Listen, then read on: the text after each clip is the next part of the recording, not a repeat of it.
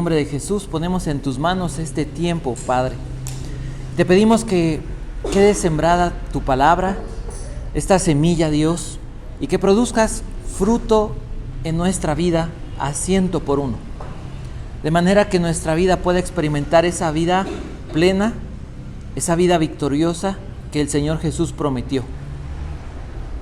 Padre, te pedimos, Dios, en el nombre de Jesús, te suplicamos que también esta palabra no solamente sea para nosotros, sino que podamos llevarla a todas las personas que están afuera.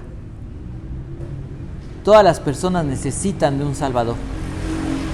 Te bendecimos y te alabamos en el nombre poderoso de Jesús. Amén.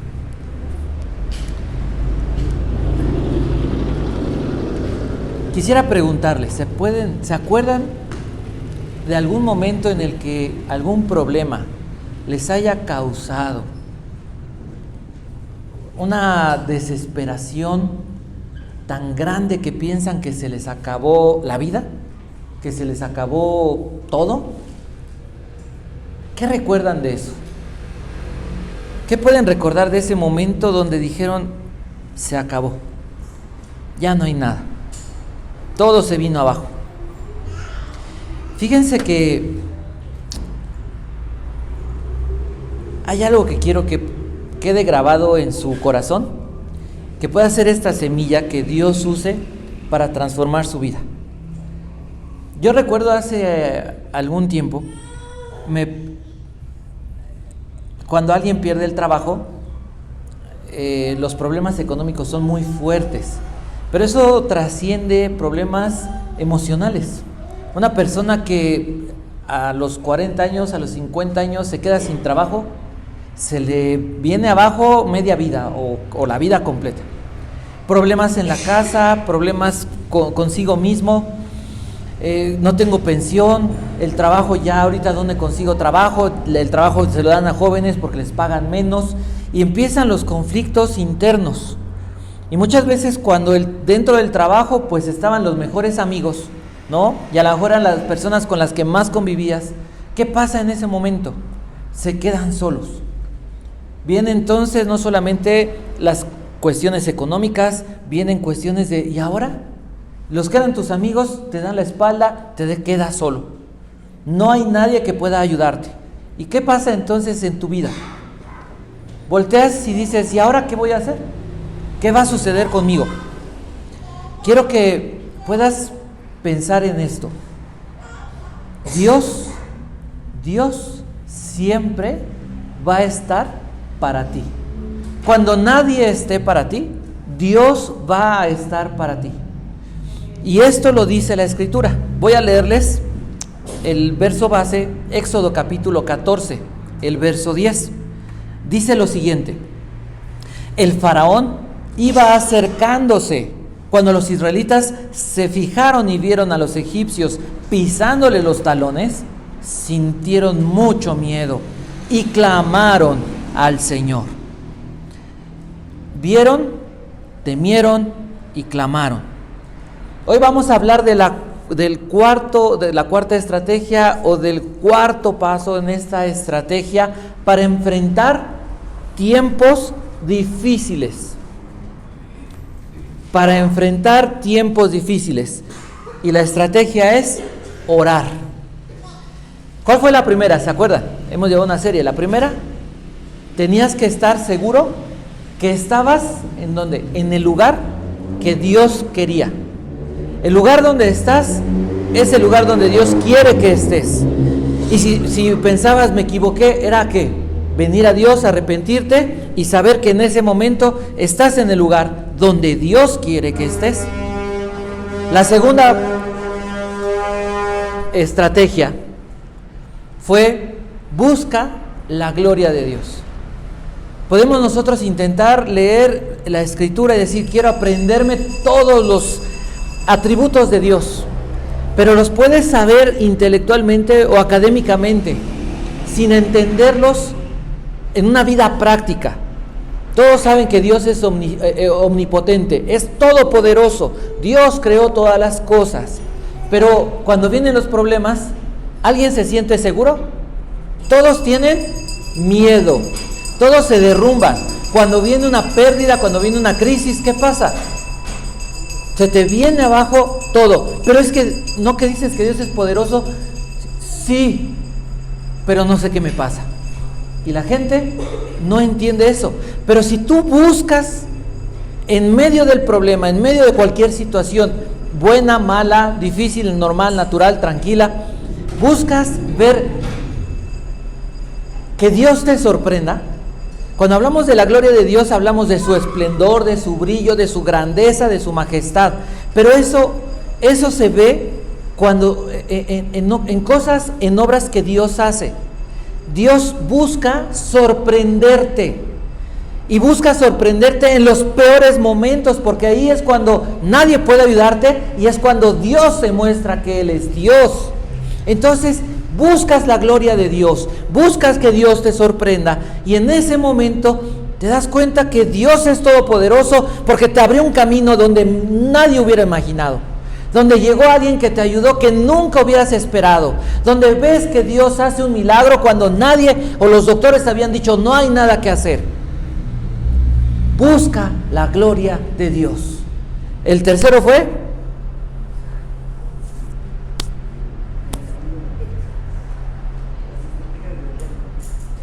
ve, observa, reconoce al enemigo. Hay un enemigo, pero admira a Dios. El día de hoy es ora. ¿Por qué? Porque Dios siempre va a estar para ti. Israel, el pueblo de Israel pasa por 3 etapas, o podríamos decir una etapa y suceden 2 cosas. Dice la primera frase, Éxodo. Lo voy a leer en la NBI. El faraón iba acercándose. Esa primera frase. El faraón iba acercándose y los israelitas lo vieron. Segunda frase o segunda cosa. ¿Qué pasó con los israelitas? Tuvieron mucho miedo. Y el tercer paso que dieron, o la tercera cosa que vemos, que ellos clamaron a Dios. De eso vamos a hablar. Primero, Israel ve que viene Faraón. Y yo te diría, ¿y esto qué tiene que ver con tu vida? ¿Hay un faraón afuera? ¿Hay un ejército afuera? ¿Te está persiguiendo un ejército? ¿Dónde están las espadas? ¿Dónde están las armas? ¿Dónde está? No, pero sin embargo, tus problemas, sin embargo, las situaciones, las crisis que puedes estar viviendo en este día, tal vez son igual o puedes identificarte como ese faraón que estaba pisándole los talones al pueblo. Y tal vez tú sientes, este problema ya me alcanzó. Y puede ser un problema que tú mismo causaste.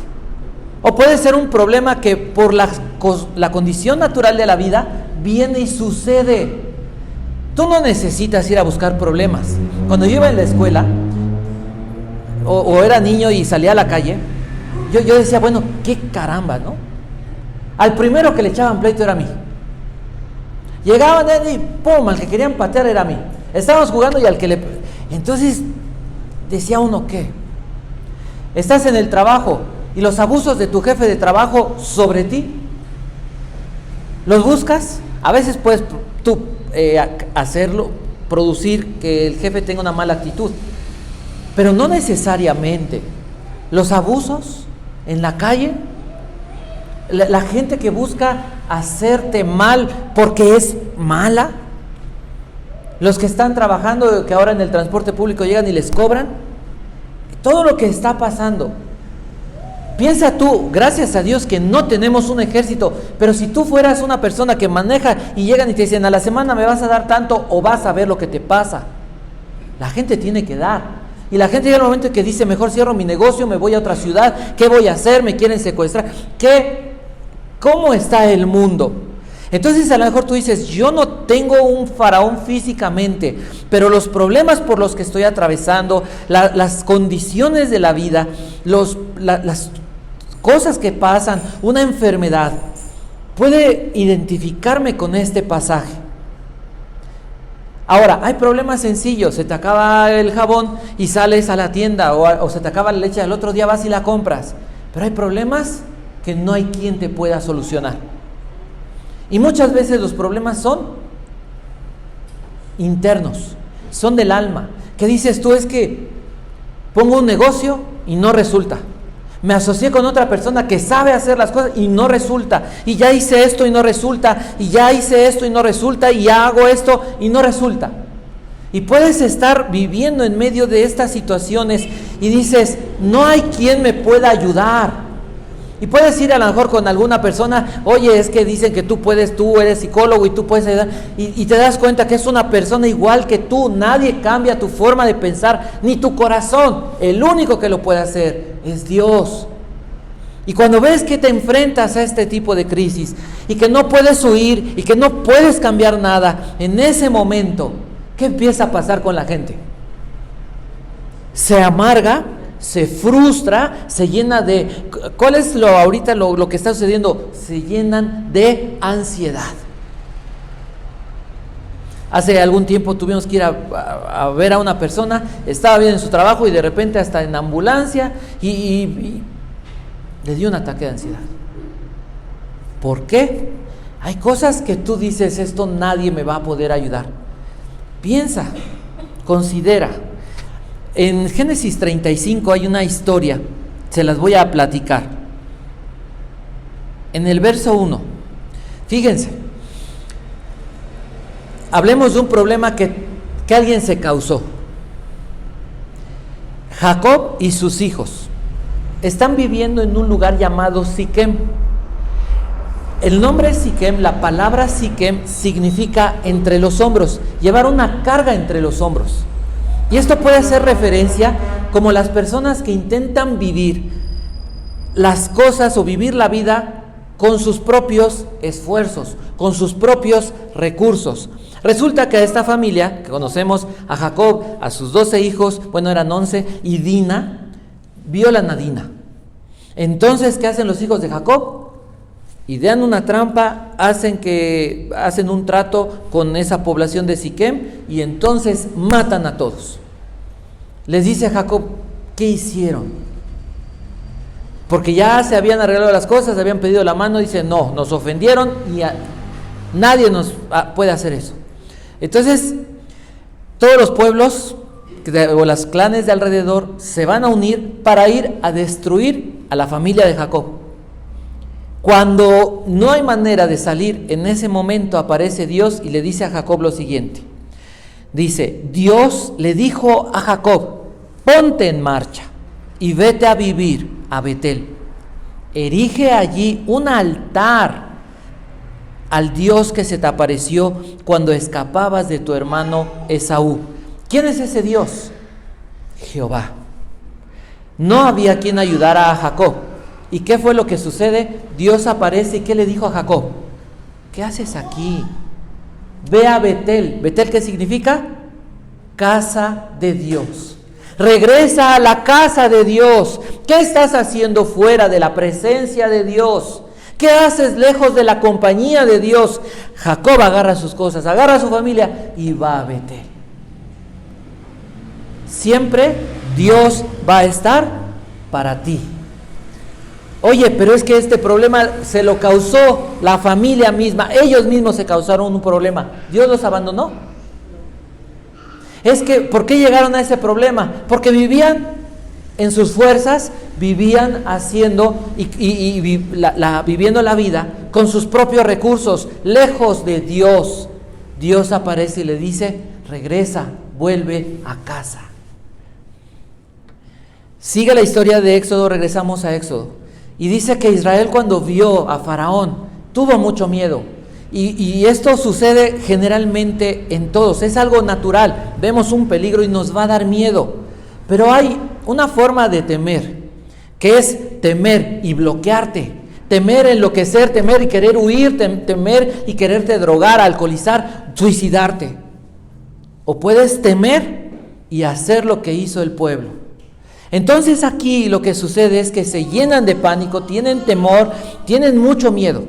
Y podríamos identificarnos con eso más veces de las que queremos, en lugar de, está muy fuerte el problema y pensar, tengo que recurrir a Dios. Está tan fuerte el problema que no tienes ni fuerzas para orar. ¿Te ha pasado? Sabemos que tenemos que leer la Escritura, porque ahí encontramos que la presencia de Dios, la gloria de Dios, la palabra de Dios para nuestra vida. Pero abrimos la Biblia, estamos tan bloqueados, no entendemos nada. Tenemos un problema tan fuerte que, Padre, en el nombre de Dios, no, es que mira, ya no sé qué hacer. Y no podemos ni siquiera orar. La mayor parte de las veces nos sucede esto. Pero en lugar de mirar, voy a ir a hablarle a mi compadre, voy a ir a hablarle a mi vecina, voy a hablarle a mi tío, a mi mamá, a mi papá, a mi hijo, a mi hija, y les voy a decir que me ayuden porque no sé qué hacer. Lo primero que debes de pensar y lo primero que debes de hacer es voltear al cielo y clamar a Dios. Eso es lo primero que debemos de hacer. ¿Por qué? Porque te quiero preguntar, si tienes abierta tu Biblia, quiero que identifiques algo. En ese verso, en ese solo verso 10, ahí donde estás leyendo, dime dónde aparece Dios. No leas antes, no leas después. Por favor, enfócate en ese verso 10. ¿Dice algo? ¿Dios hizo esto? ¿Dios está...? ¿Algo dice?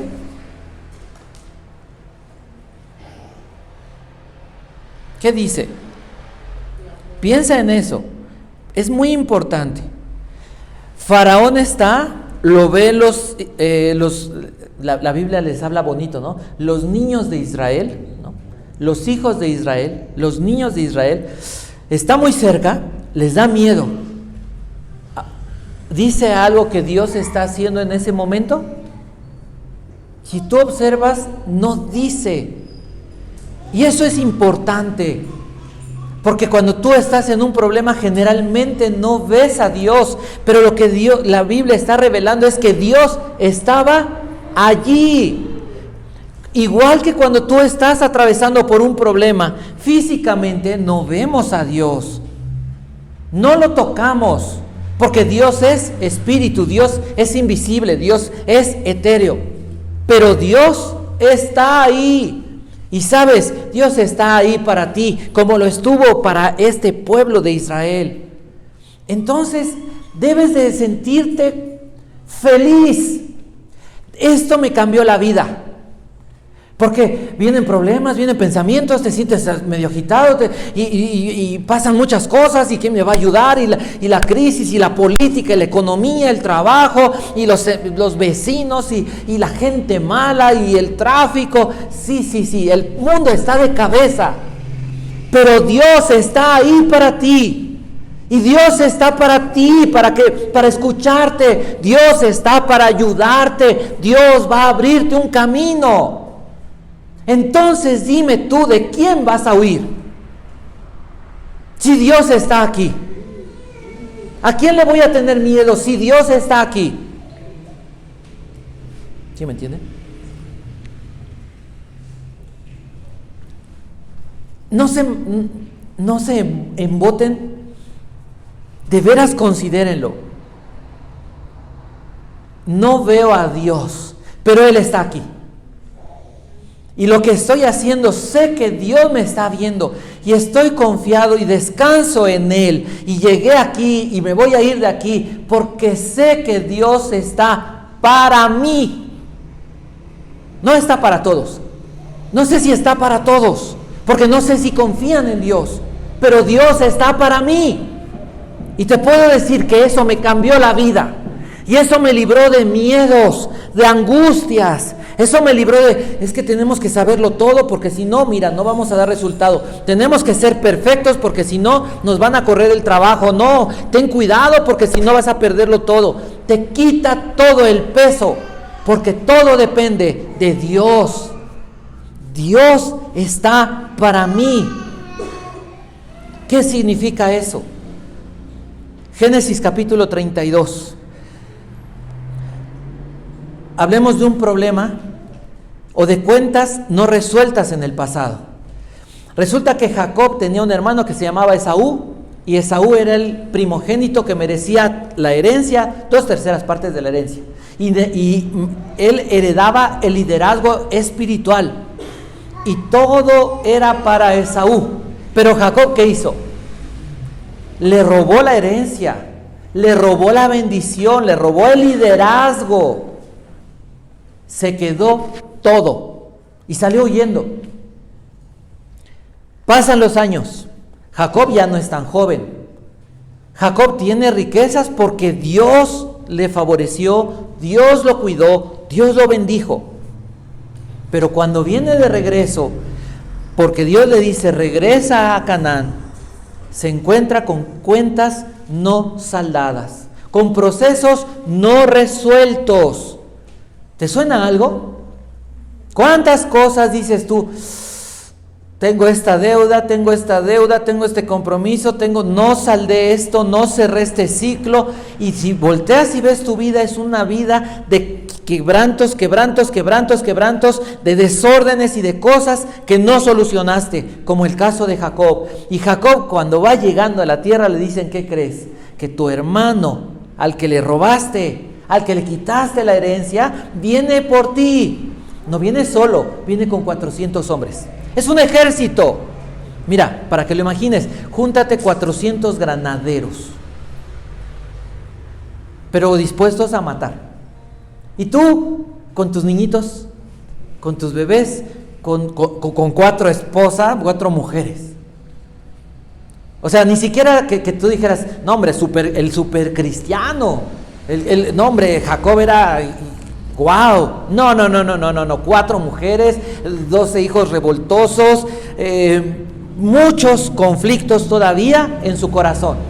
Se seguía llamando Jacob, le seguían diciendo el tramposo, el usurpador, el que se tranza al que puede, al que tienes que tener mucho, y de lejitos porque este cuate te la hace. Se encuentra con ese problema. Y mientras dice la Biblia, se hace de noche, se queda solo. Pero aparece alguien, aparece Dios. Y entonces Jacob, ¿qué hizo? Va y se le cuelga. Y dice la Biblia, comienzan a luchar porque le decía a Dios, no. Y él le decía, bendíceme. No, bendíceme. Y dice la Biblia, lucharon una noche. Y si lees el libro de Oseas, en el capítulo 12, te dice cómo luchó Jacob. Porque la Biblia dice, rogó y lloró. Le rogó a Dios, bendíceme. Y le lloró y le suplicó, bendíceme. No lo merecía. No era un buen hombre. Era un hombre que comenzaba o que tenía fe y tenía una relación con Dios. Y Dios estaba trabajando con él. Pero antes de que Dios lo bendijera, tenía que quebrantarlo. Antes de que Dios dijera, te voy a hacer un príncipe, Dios tuvo que quebrantarlo, porque era un ¿qué? Tramposo, ladrón. Era malvado. Tenía problemas, y sus problemas son el resultado de su pasado, de su propia vida. Pero Dios estuvo ahí para él cuando le iban a matar a sus hijos, a sus esposas, y le iban a quitar todo. Dios apareció y le demostró que Dios estuvo ahí para él. Al final, ¿qué dice la Biblia? Que Dios le cambió el nombre. Ese proceso, esa noche de oración tuvo un resultado. La oración da resultado. Una noche de llorar y de rogarle, bendíceme. No le dijo, lo merezco, me he portado bien, ya no soy tan malvado, mira, si quieres doy la mitad de la herencia, o bueno, que me maten la mitad de la familia. Solamente decía, bendíceme. Y la bendición no tenía que ver con riquezas, era tan solo que le preservara la vida por el contexto. Jacob le está diciendo, no dejes que me maten. ¿Y qué dijo Dios? Ya no vas a ser Jacob, ya no eres Jacob, ahora eres Israel. Eres un príncipe, porque luchaste. ¿Cómo luchó? ¿Cómo luchó? Lloró y rogó. Lloró y rogó. ¿Cuál es la condición de vida de un príncipe de Dios? vivir llorando y rogándole a Dios, ayúdame. Dios está para ti, siempre va a estar para ti. Dios siempre responde. Y al final del verso, regresando a Éxodo, ¿qué dice la Biblia? Que Israel clamó. Y cuando nosotros leemos en la Biblia, observamos que los hombres de Dios tuvieron una vida de oración. ¿Qué es la oración devocional como la conocemos todos? Pero la Biblia está hablando en este pasaje de una condición de oración diferente. Más allá de la devocional, es una oración de clamor. Es un ruego. Es una súplica. Y es desesperada. No necesariamente con fe. Porque la mayor parte de las veces que encuentras a las personas clamando a Dios, lo hacen porque están desesperados. Y lejos de decir, no, o sea, yo sé que Dios me va a ayudar. La mayoría de la gente, David, Moisés, Pablo, la mayoría de la gente que decía, sálvame, oh Dios. Mis enemigos se han multiplicado. Mira aquellos hombres. Mira aquellas cosas. No necesariamente la oración es con fe, pero el clamor, esa oración desesperada, buscando a Dios, produce fe, produce un cambio en el corazón. ¿Por qué? Porque la oración se trata de mirar a Dios. La oración es el elemento que Dios nos dio para conectarnos con Él, con su presencia, para estar en su compañía, para que puedan entenderlo. Estamos en una casa y podemos estar solos, pero podemos estar en una casa no juntos, sentados juntos, pero yo sé que está Aarón, que está Abby, que está Laura, y estamos todos acompañados. Y yo sé que la presencia de Laura, de Aarón, de Abby está ahí en la casa. O sé que no están y me hacen falta. Es lo mismo con Dios. Cuando hablamos de la presencia de Dios, podemos pensar y enfocarnos en eso. La compañía de Dios.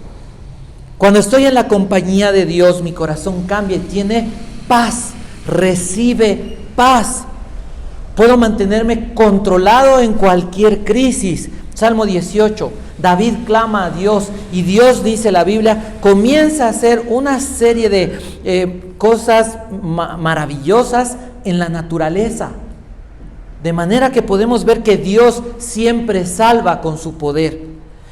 Y cuando hablamos de esa oración, de ese clamor, vemos en la Biblia un clamor individual, pero también hay un clamor colectivo. Clamor individual, podemos hablar de David, podemos hablar de Josué, podemos hablar de Abraham, podemos hablar de Jacob, podemos hablar de muchos hombres, pero en este caso estamos viendo que habla de un clamor nacional, un clamor colectivo. Y así como funciona la oración personal, es maravilloso ver lo que la Biblia enseña sobre el clamor colectivo. Ahí en el libro de Éxodo, en el capítulo 2, dice que el pueblo de Israel estaba en esclavitud, estaba siendo oprimido y estaban tan asfixiados del sufrimiento que le causaban los egipcios, que el pueblo entero clamó a Dios. ¿Qué creen que hizo Dios? Levantó a Moisés y lo mandó para liberarlos. El pueblo entero clamó a Dios y Dios levantó a un libertador. ¿Saben cuál es la palabra clave en el libro de Éxodo? Redención. De eso se trata el libro de Éxodo. Entonces tú puedes estar en tu Egipto, un pecado, un problema, una crisis, una situación. El pueblo tuvo a un Moisés, pero era hombre, usado por Dios. Pero un cristiano, si tú eres cristiano, tú tienes a Jesucristo como tu ayudador, como tu salvador. Y puedes saber que Dios siempre va a estar para ti. Las oraciones, el clamor puede ser un clamor largo como el Salmo 51, como el Salmo 22, como el Salmo 31, pero también pueden ser oraciones bien cortas, como frases. Nehemías decía: acuérdate de mí para bien. Ese era su clamor. Y Dios oyó ese clamor. Y Dios oyó su oración. ¿Sabes cómo sé que da resultado? ¿Y cómo sé que Dios escuchó a Nehemías? Porque en 52 días ese pueblo de Israel reconstruyó el muro, la ciudad. Dios hizo un milagro. Lo que no se había hecho en decenas de años, Dios lo hizo a través de un hombre en 52 días. Las oraciones largas funcionan, sí, pero a veces viene alguien y dices: Dios, no me da paz esta persona. Hoy, Señor, es una persona muy malvada. Señor, esta persona hoy me despierta enojo, me despierta miedo, me despierta angustia, me despierta rabia. Y tú puedes decirle a Dios: Señor, tu paz, Señor, tu bondad, Señor, tu gracia, Señor, tu favor, Señor, tu cuidado. Frases que estás clamando y que estás suplicando por algún atributo de Dios para que obre a tu favor y te dé la victoria. ¿Y por qué puedes orar así? Hebreos capítulo 11 dice que debemos acercarnos a Dios sabiendo que Él está y que es galardonador de los que le buscan. Les voy a leer. Dice así: en realidad, sin fe es imposible agradar a Dios, ya que cualquiera que se acerca a Dios tiene que creer que Él existe y que recompensa a quienes lo buscan. Voy a leerles la traducción lenguaje actual. Dice así: porque a Dios no le gusta que no confiemos en Él. Para ser amigos de Dios hay que creer que Él existe y que sabe premiar a los que buscan su amistad. Dice la Biblia, ahí en el verso 27 de Hebreos 11, que debemos buscar a Dios acercándonos, dice así: por la fe, está hablando de Moisés, salió de Egipto sin tenerle miedo a la ira del rey, pues se mantuvo firme como si estuviera viendo al invisible. Cuando tú oras, cuando tú vas caminando por la vida, tú tienes que estar seguro que Dios está ahí porque Él lo enseña en su palabra. Y tienes que estar mirando a aquel Dios que es invisible. Jesús dijo: yo estoy con ustedes, ¿cuándo? Todos los días, hasta el fin del mundo. Entonces, Dios, ¿qué? Siempre estará ahí para ti. Terminemos. En situaciones difíciles tienes dos opciones: caer en el pánico y bloquearte, o tener miedo, pero buscar a Dios. ¿Cuál es el enemigo a vencer? El temor, la duda, la incredulidad. Y va a haber una voz, o va a haber ideas, va a haber pensamientos que van a venir a tu mente que son del diablo, que van a decirte: Dios no es digno de confianza. ¿Tú crees que Dios va a sacarte? ¿De veras tú crees que lo que dice aquí te funciona a ti? Mira, a lo mejor le funcionó a otros, pero ¿tú crees que a ti te va a funcionar? Lo maravilloso es que la palabra de Dios funciona para todos los que creen, los que abrazan al Señor Jesucristo como su Salvador. Entonces, ¿cuál es el punto victorioso? Este verso que estudiamos hoy es el centro de la historia de lo que hemos estado estudiando. Es el momento de la crisis más complicada. Es cuando ya el faraón está cerca, cuando ya no hay manera de que alguien les ayude, cuando los van a matar, cuando se les va a acabar la vida. Los padres van a ver cómo matan a sus esposas, a sus hijos, y no van a poder hacer nada. Pero ¿cuál es el punto de la victoria? La Biblia dice: la oración eficaz del justo puede mucho. ponte a orar. Nada más ponte a orar, ponte a clamar, una oración breve, una oración larga. Desahoga, llénate, conéctate con la presencia de Dios. Busca la compañía de Dios y Dios va a terminar con tus temores y con la causa de todos tus temores. Porque Dios siempre va a estar para ti, o va a estar para ti siempre, y te va a abrir un camino. ¿Quién puede creer esto? Aquí, el de al lado no puede contagiarte la fe. El de atrás no puede contagiarte la fe. Se trata de tú y Dios. ¿Qué tienes que hacer? Venir a Dios. Deja la vida que estás viviendo. Deja de cargar la vida en tus hombros. Deja de vivir bajo tus propios recursos. Date cuenta que los problemas que estás enfrentando, o muchos de los problemas que van a venir a tu vida, no puedes solucionarlo. Necesitas de Dios, pero Dios siempre va a estar contigo. Los amigos traicionan, las personas fallan. Llegan momentos en que te quedas solo. Llegan momentos en que ves la noche y estás solo y te sientes tan vacío y te sientes tan necesitado, tal vez de amor, de cuidado. Si te dijeran, ¿qué es lo que más necesitas? ¿Qué es lo que necesitas de Dios? Yo le dije a Dios, para mí hay una palabra: